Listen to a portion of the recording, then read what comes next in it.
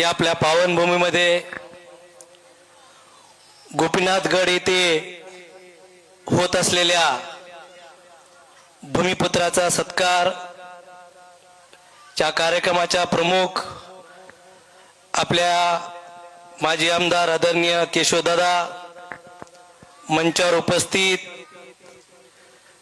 परईच्या प्रथम नागरिक आदरणीय पद्मश्रीताई, आमचे मित्र बाजीरावजी भैया धर्माधिकारी, कृषी अधिकारी, मंचावर उपस्थित स्वरत्नचे सुभाषजी शेफ, डॉक्टर बारगावकरजी, गावातील पोलीस पाटील, सर्व वसंतराव, सर्व उपस्थित आणि खऱ्या अर्थानं ज्याच्या सत्कारासाठी आपण उपस्थित आहेत, हर्षवर्धन अशोकराव त्यांचे आई वडील. खऱ्या अर्थानं मला वाटलं नव्हतं की एका वर्षामध्ये पांगरीमध्ये दुसऱ्यांदा एका IASच्या सत्कारासाठी यावं लागेल, हे आपल्याला अभिमान आहे. आताच मी हर्षवर्धनची स्तुती ही श्रीनिवास कुन गेली 5 वर्षापासून ऐकतोय. त्याची गुणगौरव अशोकराव मला ते सारखा सांगतो की एका विषयात तो इतका IIT मध्ये टॉपर, शाहू मध्ये टॉपर. आणि आत्ताच मी अशोकरावला म्हणलं की मला वाटतं देशातल्या तिडकेमध्ये हे पहिला IAS असेल, तिडके आडनावातला. किंवा मुंडे, गित्ते, फड, जाधव, सगळे आडनाव असतील, पण तिडके आडनावामध्ये देशामध्ये पहिला IAS आहे, हे पांगरीकरांसाठी अभिमान आहे. आणि आत्ताच मी विचार करत होतो की ज्यावेळेस भारत स्वतंत्र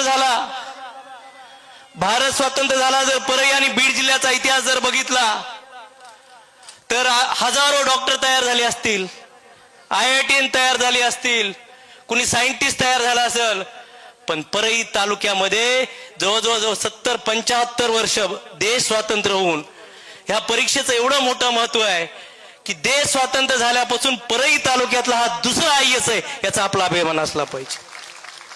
IASची जर व्याख्या, IASची काय किंमत असते, पांगरीमध्ये गेल्या वर्षी IRS, या वर्षी IAS, म्हणजे ही जी चळवळ आहे ही सोपी चळवळ नाही, ही अभिमानाची आणि गौरवाची चळवळ आहे आपल्या तालुक्यासाठी, सर्वांसाठी. ज्या एखाद्या लहान खेड्यातून मी बऱ्याच वेळेस श्रीनिवास तुमच्या वडिलांचे किस्से मला एवढे सांगितलेत, आचार शिस्त प्रक्रिया एखाद्या गोष्टीवर. कुणीतरी मला आता गाईचा येत एक किस्सा सांगितलाय, गाईचा विषय एकदा ठरली म्हणे गाय आणि एवढेच पैसे देतो म्हणले, आता मी ऐकलं. म्हणजे त्यांनी आता सांगितल्याप्रमाणे की संस्कार बुद्धी कधीच वाया जात नसते. मी हर्षवर्धनला एवढंच सांगल, निश्चित IAS तर खूप मोठी पदवी आहे, ही अशी पदवी आहे. मी एक काल परवा असं वाचलं की भारत सरकार असेल आणि राज्य सरकार असेल, हे जर एक संध राहिलेत, राज्य सरकारला कुठली मनमानी करता येत नाही, केंद्र सरकारला कुठली मनमानी करता येत नाही. फक्त एकच असा अधिकारी आहे जो देशाचा दुवा आहे, केंद्राचा ह्यांना आशीर्वाद आहे, ते राज्याच्या सगळे केंद्राचे धोरण IAS फक्त राज्यामध्ये राबवू शकतो, अशी एकमेव डिग्री ती म्हणजे IAS आहे. एवढी डिग्री घेणं एका आणि दुसऱ्या किंवा पहिल्या ऍटम मध्ये, ते बी एवढ्या कमी रँक मध्ये, निश्चित हे IPS वगैरे तर होणार नाही, निश्चित हा IAS आणि कलेक्टरच होईल, त्याचा एवढा चांगला रँक आहे. आणि कलेक्टर हा शब्द आपल्या लहानपणापासून, इंग्रजाच्या काळापासून हा कलेक्टर शब्द जर कुठून आला असेल, तो हा लंडन इंग्रजांच्या काळातली कलेक्टर सिस्टीम आहे. एका जिल्ह्याचा बॉस, एका जिल्ह्यामध्ये अनेक बँकिंग असेल, कृषी खाता असेल, महसूल खाता असेल, ग्रामपंचायत असेल, जवळजवळ 576 जवळजवळ वेगवेगळे डिपार्टमेंट आहेत.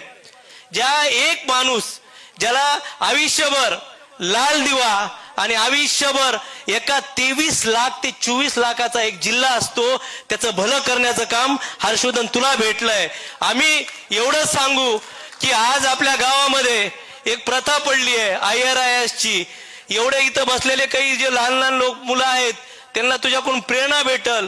आणि प्रत्येक वर्षी पांगरीतून IAS, IRS, IPS हो, ह्या सदिच्छा देतो. आणि अशोकरावची ताईची जी जिद्द आहे त्याला मेहनतीला फळ आलं.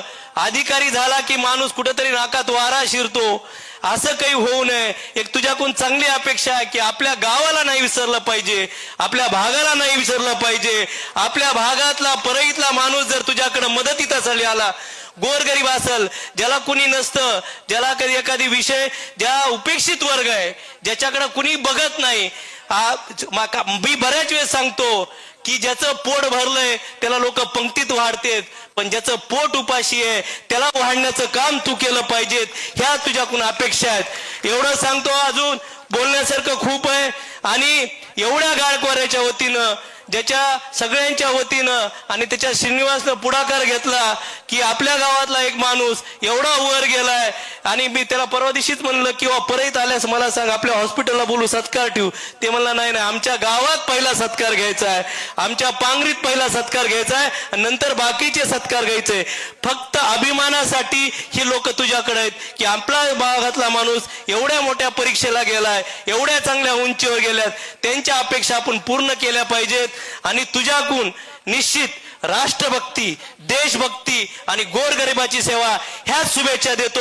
इथंच थांबतो. जय हिंद, जय भारत.